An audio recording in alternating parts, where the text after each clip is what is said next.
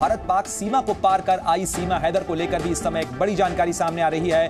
पाकिस्तानी सेना में है सीमा का भाई आसिफ और चाचा गुलाम अकबर कराची में पोस्टेड हैं। सीमा का भाई आसिफ, ये जानकारी निकलकर सामने आ रही है। एटीएस लगातार सीमा हैदर से पूछताछ कर रही है। साथ ही ये भी जानकारी निकलकर सामने आई है कि सीमा हैदर ने भारत आने से पहले न केवल सचिन मीणा से दोस्ती की थी बल्कि कई फ्रेंड रिक्वेस्ट और भी लोगों को भेजी थी, जिसमें सेना के कुछ लोग भी शामिल हैं। यानी एक टारगेटेड कैंपेन का यह हिस्सा हो सकता है। और अब यह जानकारी निकल के आ रही है सीमा हैदर के पाकिस्तानी फौज कनेक्शन पे नई जानकारी निकल के सामने आ रही है कि सीमा का भाई और सीमा के चाचा पाकिस्तान की फौज में तैनात हैं। सीमा का पाकिस्तानी सेना कनेक्शन सामने आ रहा है। तो सीमा हैदर को लेकर इस वक्त का बड़ा खुलासा आपके सामने कर रहे हैं। पाकिस्तानी सेना की तरफ से सीमा हैदर का कनेक्शन सामने आया है और सीमा की तरफ से कई फ्रेंड रिक्वेस्ट भेजी गई थी सैन्य अधिकारियों को। यानी भारत आने से पहले सीमा ने एटीएस की पूछताछ के अंदर ये बड़े खुलासे किए हैं कि भारत आने से पहले उसने जो फ्रेंड रिक्वेस्ट भेजी थी उसमें कई सैन्य अधिकारियों को भी फ्रेंड रिक्वेस्ट भेजी गई थी। तो सीमा हैदर से लगातार पूछताछ जारी है।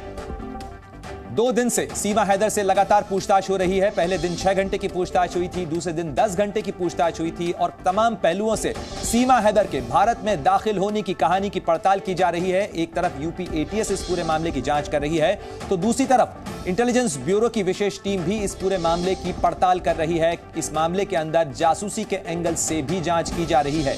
चूंकि मामला जासूसी के एंगल का हो सकता है, इसीलिए इंटेलिजेंस ब्यूरो को भी इसमें शामिल किया गया है और इंटेलिजेंस ब्यूरो की टीम एक तरफ पड़ताल कर रही है।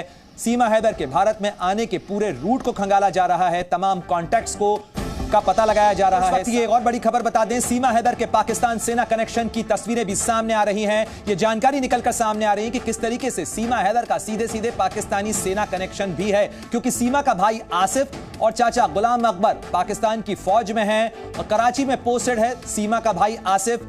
और कराची से ही बताया जा रहा है कि सीमा हैदर भी पहले दुबई और दुबई के बाद वो नेपाल के रास्ते भारत में पहुंची। यह तस्वीर सीमा हैदर के भाई आसिफ की है।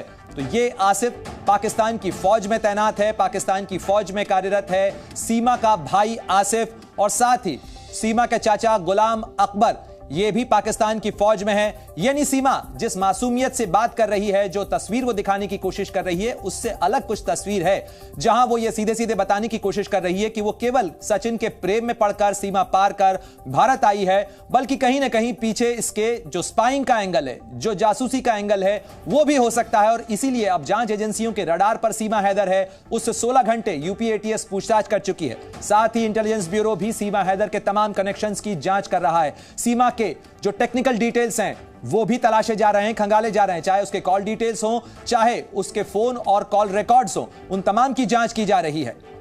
और एक बार फिर मैं रुख करना चाहूंगा मेरे सहयोगी विशाल रघुवंशी तमाम अपडेट्स आप तक पहुंचा रहे हैं। विशाल, जिस तरीके से सीमा का, उसके परिवार का पाकिस्तानी फौज कनेक्शन सामने आ रहा है, साथ ही यह बात भी सामने आई है कि उसने केवल सचिन मीणा को ही फ्रेंड रिक्वेस्ट नहीं भेजी थी, बल्कि भारतीय सेना के कुछ अधिकारियों को भी उसने अप्रोच किया था, फ्रेंड रिक्वेस्ट भेजी थी।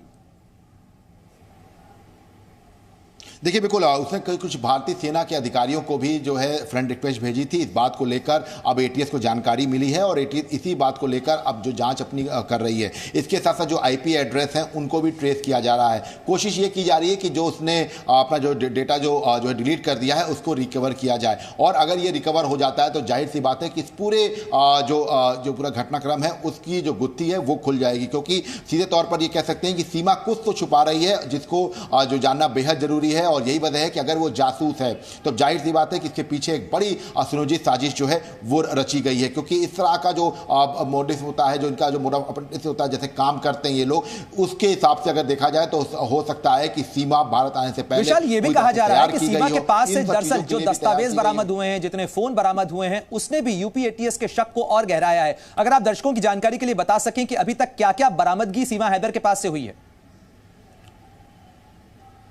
देखिए सीमा के पास से जो चीजें बरामद हुई हैं उसमें जो सबसे महत्वपूर्ण है वो ये है कि उसके पास जो दस्तावेज मिले हैं वो अलग अलग जन्म तिथि के आधार पर मिले हैं। इसके साथ साथ उसका जो उसने ये कहा था कि उसने जो है 12 लाख रुपए उसको मिले हैं, उसने जमीन बेची है, तो जमीन बेचने की जो जगह है वो नहीं बता पा रही है सीमा हैदर, मतलब उसने जमीन कहां पे बेची है ये नहीं बता पा रही है। इसके साथ साथ जो उन पैसों का क्या किया उसने, उसके अकाउंट्स में जो है क्या पैसा ये है या नहीं है, इसके बारे में सीमा ने कोई पुख्ता जानकारी नहीं दी है। सबसे महत्वपूर्ण बात यह है कि अगर वो पाकिस्तान से भारत आती है तो उसको एक अच्छी खासी धनराशि जो है जरूरत पड़ती है, क्योंकि दुबई जाती है, दुबई से नेपाल आएगी, नेपाल से भारत आएगी, तो उसको एक अमाउंट अपने पास रखना होगा। लेकिन ये जानकारी मिली है ये एटीएस को कि उसके पास बहुत ज्यादा पैसे नहीं थे यहां पर आने पर। तो ये तमाम ऐसी चीजें। बिल्कुल विशाल, शुक्रिया आपका तमाम जानकारी के लिए। आप नजर बनाए रखें इस पूरे मामले और ये एटीएस की पूछताछ से जुड़ा जो भी अपडेट होगा वो सबसे पहले आपको जी न्यूज पर देंगे। लेकिन जी न्यूज।